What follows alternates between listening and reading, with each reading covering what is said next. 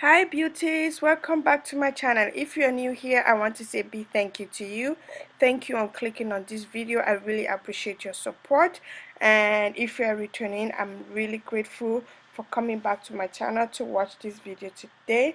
And today's video is going to be on how to do a fitting braid or slash stitch braid on your own hair. If you have a short hair, this would be a great video for you. So please watch this video to an end to support my channel and leave a comment down below. I just want to know how you guys love this video. If you guys want more of a hair tutorial or a makeup tutorial, what tutorial would you guys prefer more on my channel? And also I also really want to know what do you guys really want to learn about hair? Do you want to learn how to cornrow more? Do you want to learn how to do single braid? Do you want to learn how to install weave? If you're a beginner, let me know, guys. This is very important for me because I want to know the kind of videos that I would really want to create to help you guys out when it comes to hair, makeup, or any other thing that you guys are really interested in. So guys, what I did is I sectioned my hair into half, and I put it in a bun to make sure it's not on the way when I'm conrolling.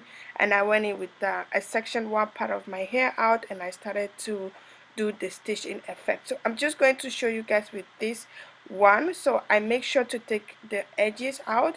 I don't want to like conroll the edges of my hair, and just to make it like lay down, if I'm saying it right.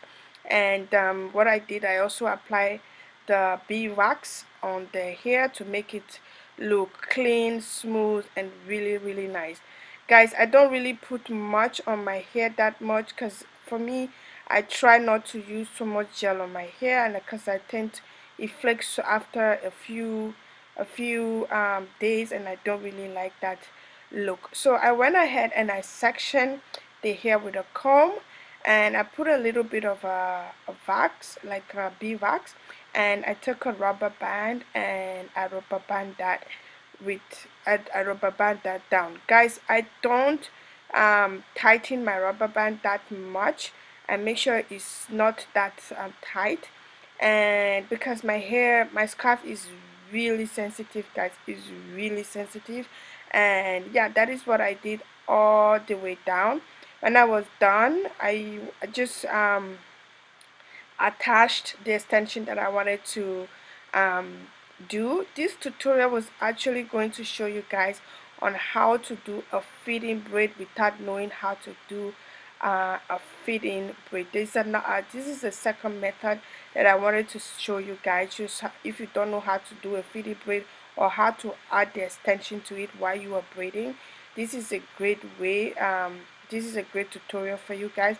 It is going to be a part 2 to this video. The first part is going to be how to achieve the stitch effect, especially if you have short hair, so which will be this video.